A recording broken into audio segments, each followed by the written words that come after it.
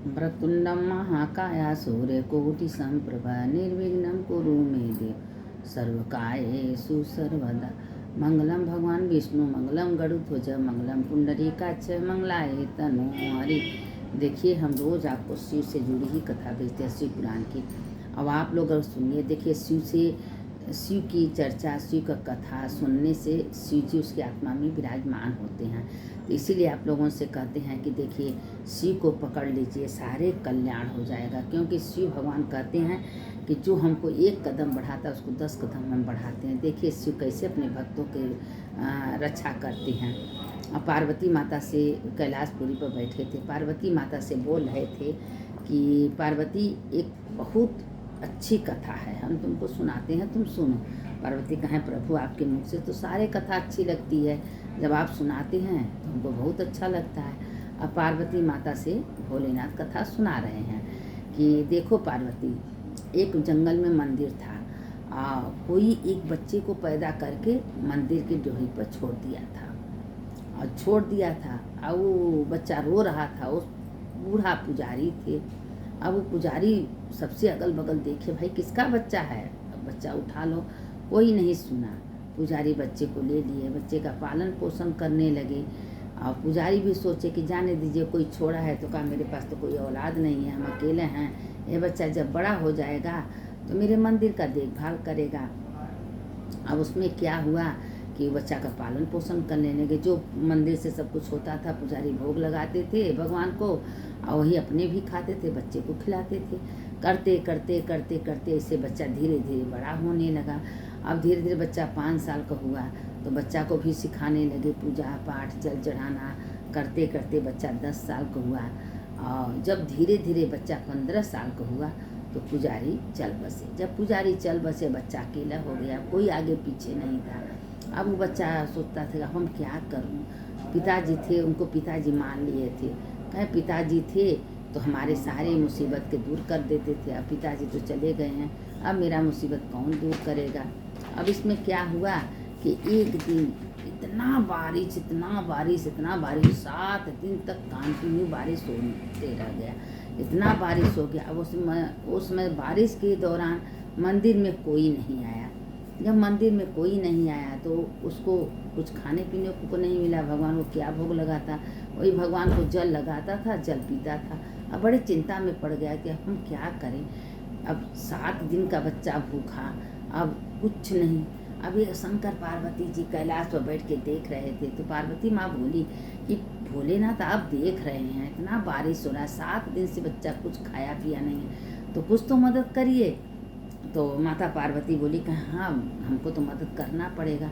अब वो अपना क्या हुआ कि एक मुनि का रूप बना के, अब भगवान एक टुकरिया में पूरा सामान भर के और मंदिर के पास खड़े हो गए। भाई कोई है, कोई है। अब दौड़ के आए, कहे इतनी बारिश में कौन आया है, देखें। तो कहें कि अरे पिताजी हमारे तुम्हारे लिए कुछ, भाई भगवान के भोग के लिए राशन पानी सामान भेजे हैं। कहें ठीक है। तो कहें कि ऐसे करते करते 15 दिन तक भगवान भोलेनाथ रोज जिंदगी भक्त के अधीन भगवान रहते हैं। अब 15 दिन तक रोज सारे सामान भर के ले जाके उसको देते थे, वो भोग लगाता था। एक दिन हट कर बैठा कि ऐसा है कि रोज़ तुम सामान ले आते तो आज अपने पिता को जरूर भेजना। भगवान अपन रूप बदल देते थे। कहते हैं ना कि भगवान किस रूप में साथ देते हैं पता भी नहीं चलता। अब भगवान अपने रूप को बदल लिए थे।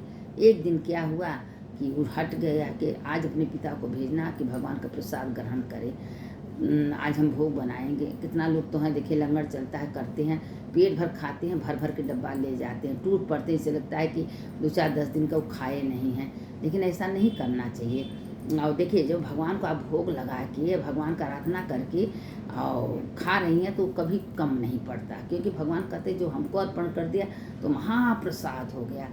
अब वो जबरदस्ती जिद कर दिया लड़का कि नहीं, आज अपने पिताजी को भेजना। अब भगवान उसको दे लेके कहा ठीक है, जा रहे हैं, हम आपका संदेश पिता कह देंगे और शाम को पिताजी आ जाएंगे।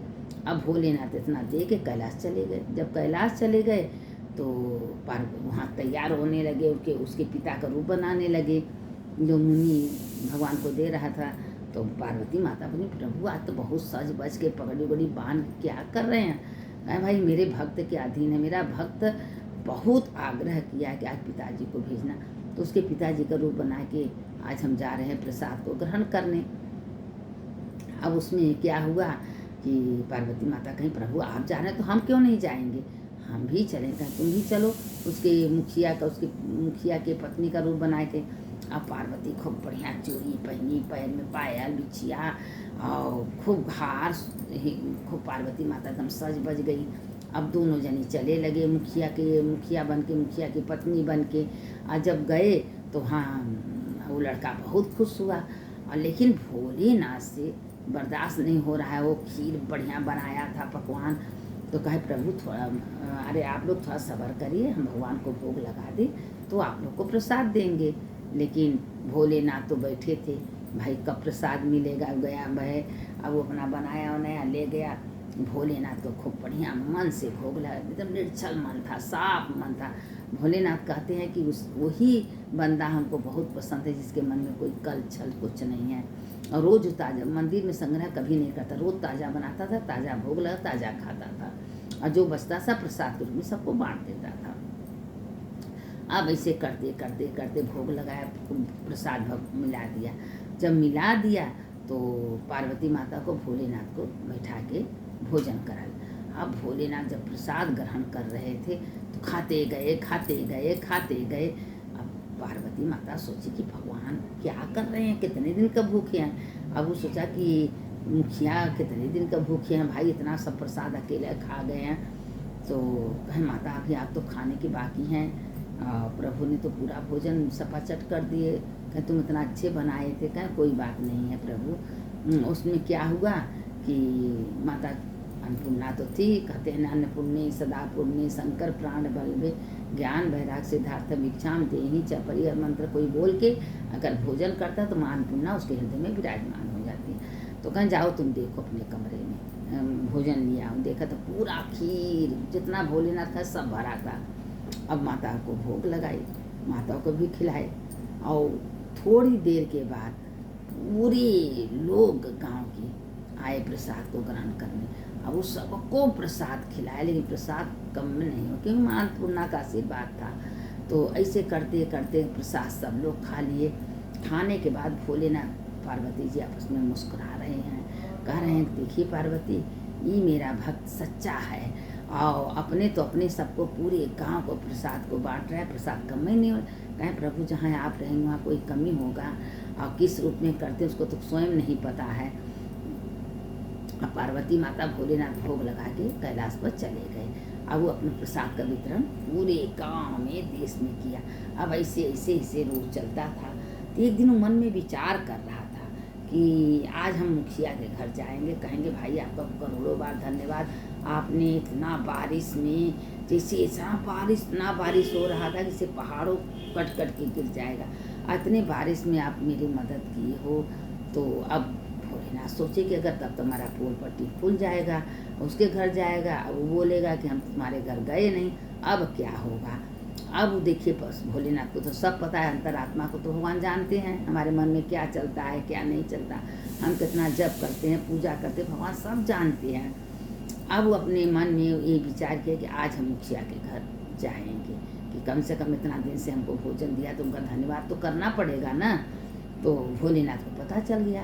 अब मुखिया के घर के जाने के पहले मुखिया का रूप बना के भोलेनाथ पहले पहुंच गए, क्योंकि मुखिया हो तब न, मुखिया का तब देहांत हो गया था, मुखिया था नहीं।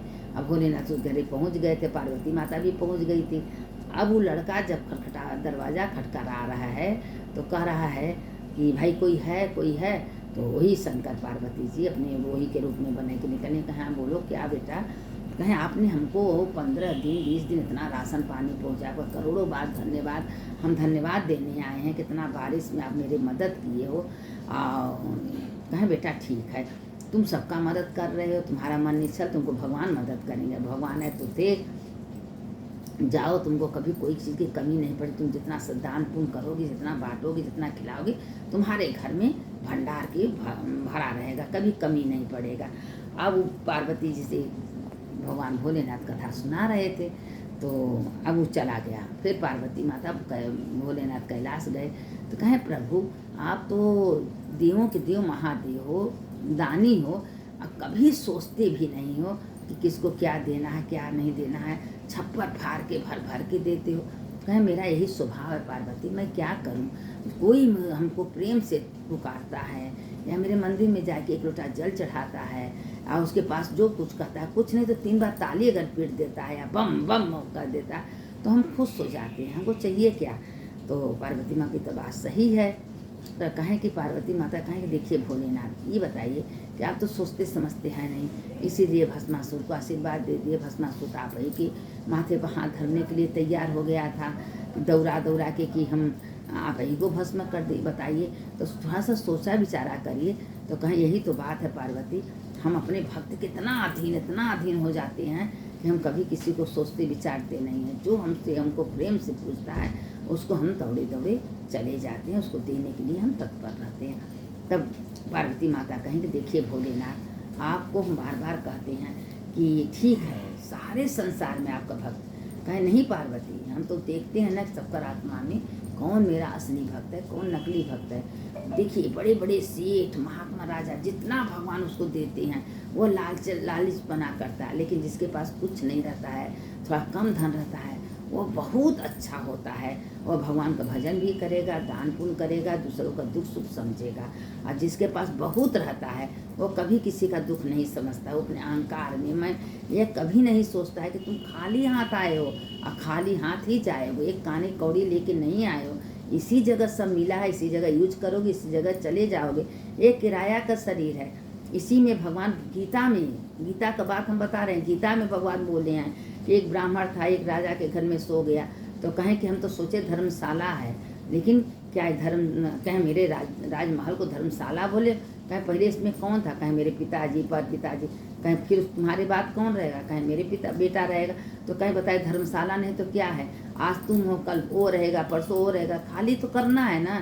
तो ये हम सोच लेना कि जैसे हम बड़े बड़े महलों में होटल में घूमने टहलने जाते हैं फिर वहाँ से वापस आ जाते हैं, उसी तरह हमको भगवान भेजे हैं शरीर रूपी में। शरीर रूपी में आत्मा न कभी जलती है, न कटती है, न मरती, अजर अमर है।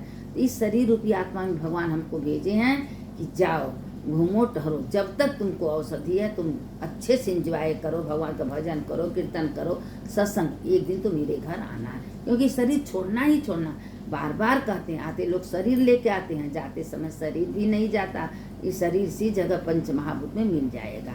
और जाता कौन है, मेरा कर्म, मेरा धर्म, मेरा सत्संग, मेरा अच्छे कर्म भगवान के पास जाता है। इसीलिए बार बार कहते हैं कि मन से कभी किसी का बुरा मत सोचिए, मत चाहिए, कुछ जानने वाला नहीं है। भगवान आपको जितना दिए हैं अच्छे से पहन लो, खा लो, ओढ़ लो, क्योंकि सब छोड़ के जाना है। जब तक आपका शरीर चल रहा है तब तक सब कुछ कर सकते हैं। जिस दिन शरीर बिस्तरा पर पड़ जाएगा कुछ नहीं कर सकती, होते हुए कुछ नहीं कर सकेंगे। इसीलिए अच्छे कर्म करिए, क्योंकि भगवान के पास वही जवाब देना है। शंकर शंकर हर हर शंकर शंकर शंकर जय जय शंकर, मंगल भवन या मंगल हारी उमा जपत है। तो आप कल इसके कहते आगे कथा कल डालेंगे, इसीलिए थोड़ा डालते हैं कि आप लोग मन लगाए सुने। देखिए शिव पुराण की ही कथा है। शंकर शंकर हर हर शंकर शंकर शंकर जय जय शंकर। सुनने वाले की जय, सुनाने वाले की जय, दोनों का जय होता है। हर हर महादेव, घर घर महादेव, हर हर महादेव शंभो, काशी विश्वनाथ, गंगे माता पार्वती संगे।